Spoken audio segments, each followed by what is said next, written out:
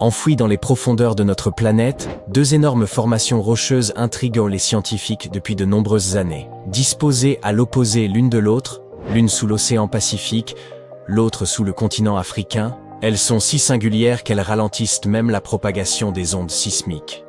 Ces entités portent le nom scientifique de superpanaches. Pourtant, il ne s'agit en réalité que de deux immenses concentrations rocheuses aux contours vagues. Plus vastes que des continents, plus énigmatiques que tout ce que recèle notre planète, et peut-être issus d'un autre monde. Jusqu'à peu, nul ne savait quelle était leur nature, ni leur origine, ni même la raison de leur présence. Ces énigmatiques structures pourraient renfermer les clés des dynamiques les plus profondes de la Terre, assez puissantes pour engendrer des séismes, éveiller des volcans, et peut-être même influer sur l'évolution du vivant. Désormais, nous approchons peut-être enfin de la vérité. Ces monstres géologiques reposent à près de 2900 km sous nos pieds. Chacun surpasse 100 fois en hauteur le mont Everest. Leur gigantisme défie toute interprétation rationnelle. Les chercheurs ont d'abord supposé qu'il s'agissait de résidus datant des origines de la Terre. Ils ont émis l'hypothèse qu'un objet colossal, entrant en collision avec notre planète il y a environ 4,5 milliards d'années, aurait engendré à la fois la Lune et ses amas. Selon une hypothèse répandue, cet impacteur pourrait avoir été Theia, une planète de la taille de Mars, autrefois située près de la ceinture d'astéroïdes, qui aurait percuté la Terre dans un lointain passé. D'autres penchent pour une origine plus locale. Ces masses pourraient être d'anciens fragments de croûte terrestre, repoussés dans les profondeurs du manteau par la lente dérive des plaques tectoniques. Or, une étude récente révèle que ces masses seraient en réalité d'immenses accumulations de croûte océanique, englouties par la Terre au fil de milliards d'années.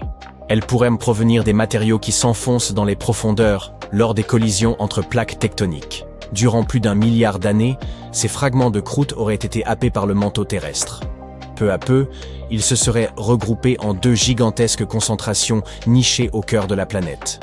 Pourtant, même si leur origine est commune, ces deux entités ne sont pas identiques. Il existe une région connue sous le nom de ceinture de feu du Pacifique, une vaste chaîne de volcans et de zones sismiques qui encercle l'océan Pacifique. Or, le blob situé sous cette zone ne cesse d'évoluer et de croître, car il est sans cesse alimenté par de nouvelles roches de cette région. Les plaques tectoniques s'entrechoquent et l'une glisse sous l'autre, entraînant la vieille croûte océanique dans les entrailles de la Terre.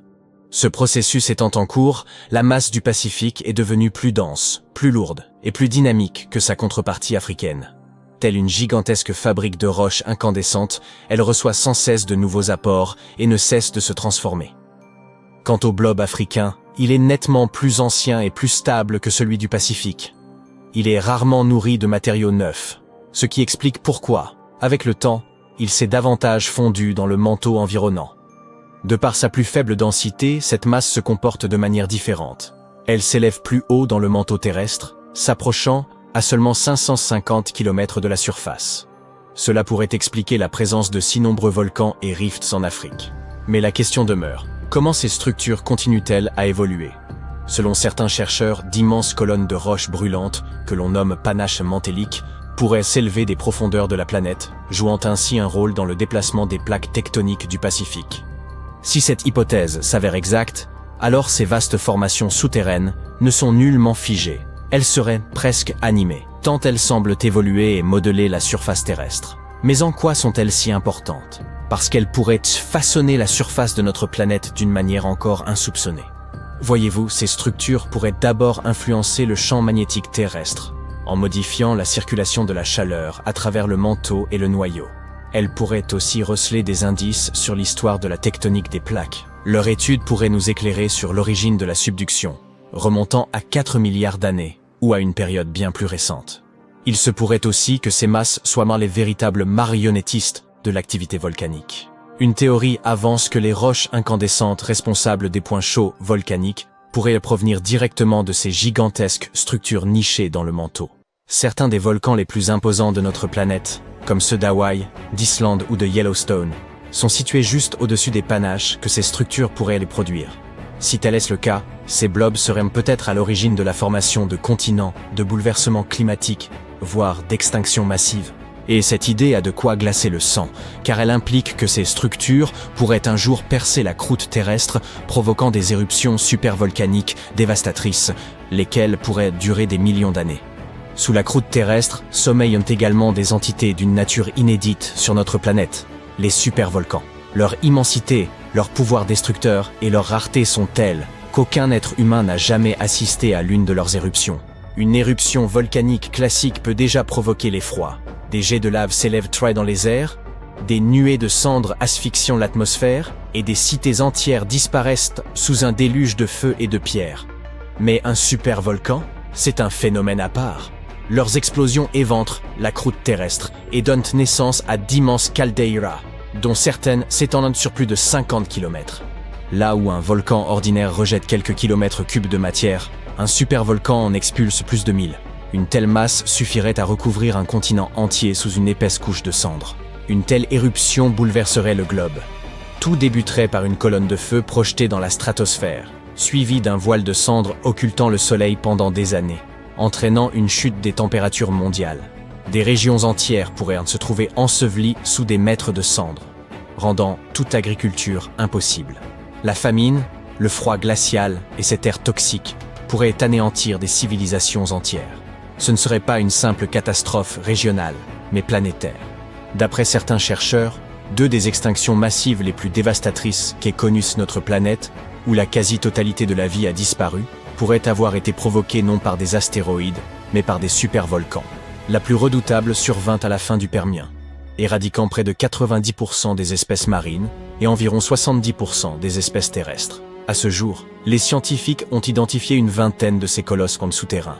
Parmi les plus célèbres figurent Yellowstone aux États-Unis, Toba en Indonésie et Taupo en Nouvelle-Zélande. La dernière super éruption du Yellowstone remonte à environ 2 millions d'années. Elle aurait projeté près de 2500 km3 de matière, de quoi engloutir une ville comme New York. Et ce n'était qu'une des 3 super éruptions de ce volcan. L'éveil le plus récent d'un supervolcan fut celui du Taupo, en Nouvelle-Zélande, il y a environ 26 500 ans. Toutefois, les supervolcans ne se contentent pas de tout ravager, ils transforment la planète dans son ensemble. Il y a quelques 74 000 ans, le supervolcan Toba, situé en Indonésie, est entré en éruption. Certains chercheurs estiment que cette explosion aurait provoqué un hiver volcanique qui aurait duré 10 années entières. D'autres théories avancent qu'elle aurait failli rayer l'humanité naissante de la carte, réduisant la population à quelques milliers de survivants. Cela dit, il ne s'agit là que d'hypothèses. Quoi qu'il en soit, il est établi que les éruptions de supervolcans ont profondément infléchi le cours de l'histoire. Dès lors, comment nous préparer si une telle catastrophe peut survenir à tout instant? Les chercheurs surveillant ces volcans sans relâche, à l'affût d'indices annonciateurs. Ils observent notamment la montée du magma, les déformations du sol, les séismes localisés sous l'édifice volcanique ou encore l'évolution des émissions gazeuses. Le véritable obstacle réside dans notre capacité à anticiper les éruptions à long terme, qui demeurent encore largement imprévisibles. Le Yellowstone, par exemple, ne s'est plus manifesté depuis environ 630 000 ans. On pourrait dire qu'il est en retard sur son prochain sursaut. Toutefois, les volcans ne fonctionnent pas selon un calendrier régulier. Une éruption passée ne garantit en rien une réactivation future, et l'intervalle entre 2 événements peut être aléatoire. Les scientifiques pensent que Yellowstone pourrait bien connaître une nouvelle éruption, mais il ne s'agirait peut-être que d'une simple coulée de lave et non d'une super explosion. Serions-nous prêts si une super éruption se produisait? Eh bien, probablement pas. Certains chercheurs affirment même que nous sommes mieux préparés à encaisser l'impact d'un astéroïde. En 2022, l'éruption du volcan Unga Tonga Unga Ha'apai a provoqué des tsunamis, interrompu les communications et obscurci le ciel de cendres. Et pourtant, ce n'était qu'une éruption de magnitude 5. Un supervolcan serait bien plus destructeur. Alors, bon courage pour dormir sur vos 2 oreilles, en sachant qu'ils finiront par se réveiller tôt ou tard, demain ou dans 100 000 ans. Mais enfin, inutile d'en perdre le sommeil. Il y a très longtemps, une gigantesque météorite s'est écrasée sur la Terre avec une puissance destructrice épouvantable. Elle était plusieurs fois plus grosse que celle qui a anéanti les dinosaures il y a 65 millions d'années. Heureusement, il n'y avait pas de vie qui l'aurait pu emporter. Sinon, cela aurait été une véritable catastrophe. Désormais, les scientifiques pensent qu'il a laissé derrière lui une énorme empreinte. Le massif cratère d'impact en Antarctique, qui est plus grand que l'ensemble de l'État de New York. L'endroit présente également une anomalie gravitationnelle à Wilkes Land. Au début, les scientifiques ont remarqué quelque chose d'étrange lorsqu'ils ont mesuré la gravité de la Terre dans cette région. Un étrange trou de gravité ou une anomalie gravitationnelle négative. Plus tard, avec une meilleure technologie, ils ont découvert quelque chose d'encore plus étrange. Il y avait une anomalie gravitationnelle positive à l'intérieur de ce trou de gravité, un endroit avec une gravité plus forte. Ce type de structure, appelé un mascon, abréviation de concentration de masse, apparaît souvent dans des lieux où d'énormes roches spatiales, ou météorites, se sont écrasées sur une planète. Lorsqu'une météorite frappe avec suffisamment de force, elle traverse la croûte terrestre et secoue le manteau en dessous. Cela peut faire ressurgir la matière et laisser derrière elle un bouchon ultra dense, ce qui entraîne une gravité plus forte au centre même du cratère. C'est un peu comme un donut glacé, avec de la glace remplissant le vide et un centre dense s'élevant depuis en dessous. En 2018, des scientifiques ont utilisé des techniques de balayage avancées pour étudier et cartographier l'impact du météorite de Wilkes Land de manière plus détaillée que jamais auparavant.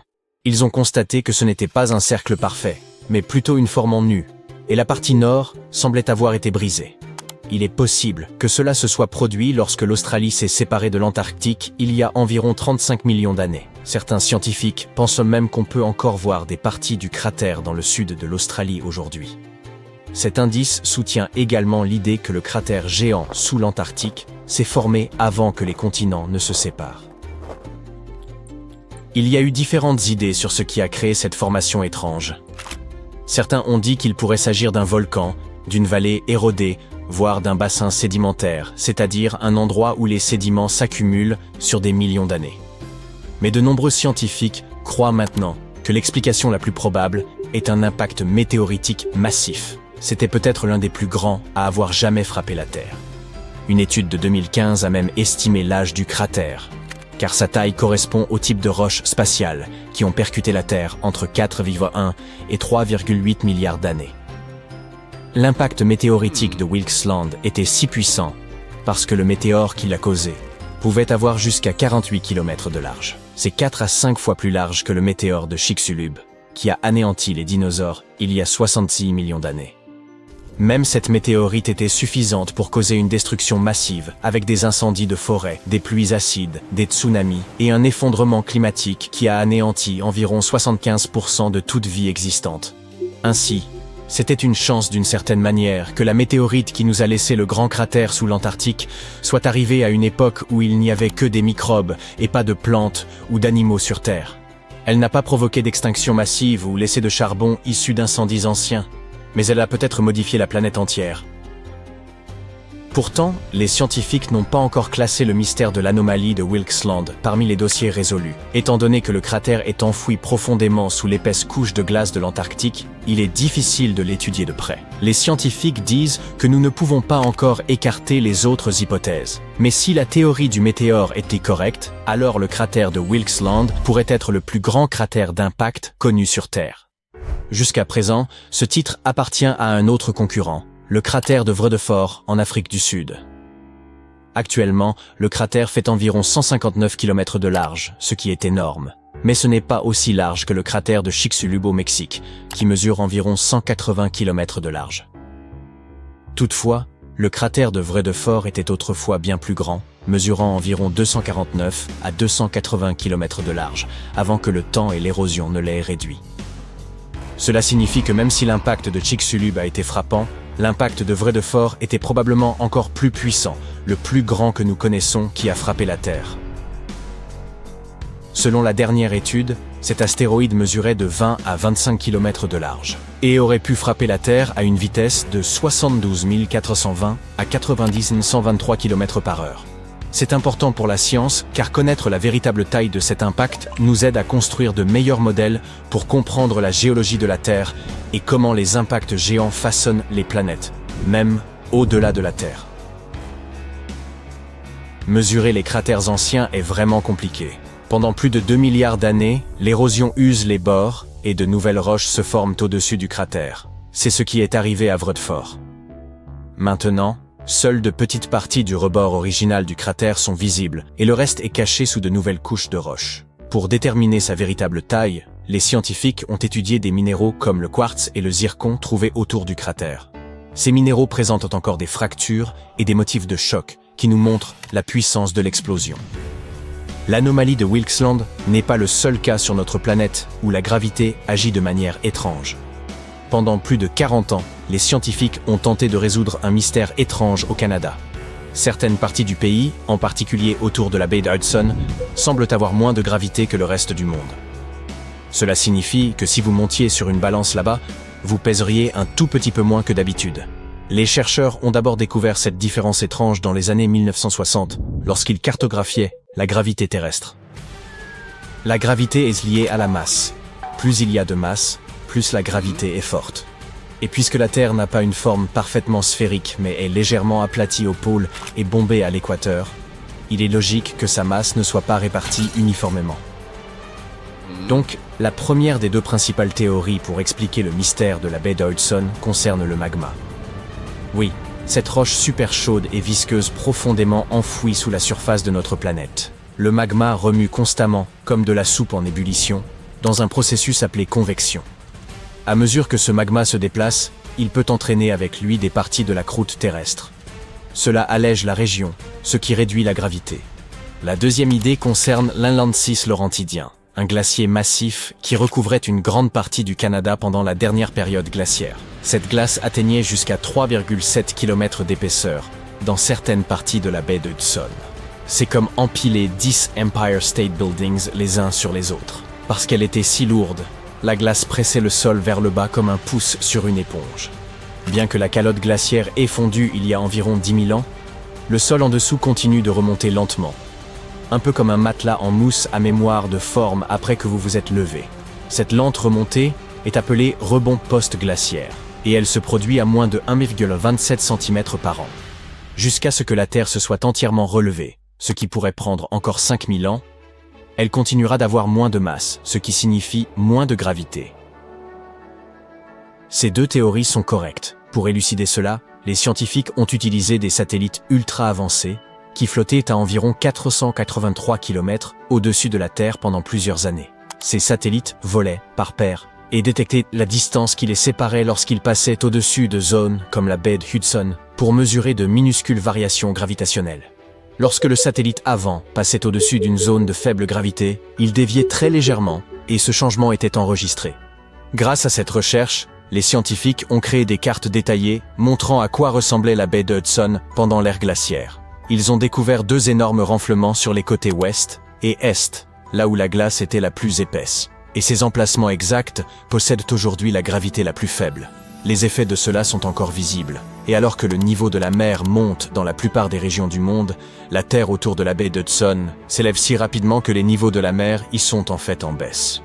Résoudre des mystères comme celui-ci, ou comme l'anomalie du cratère d'impact en Antarctique, offre aux scientifiques des perspectives incroyables sur le passé de notre planète. Et en comprenant comment les changements passés de température et de géologie ont affecté la Terre, les scientifiques peuvent prédire comment les activités humaines actuelles peuvent impacter notre avenir.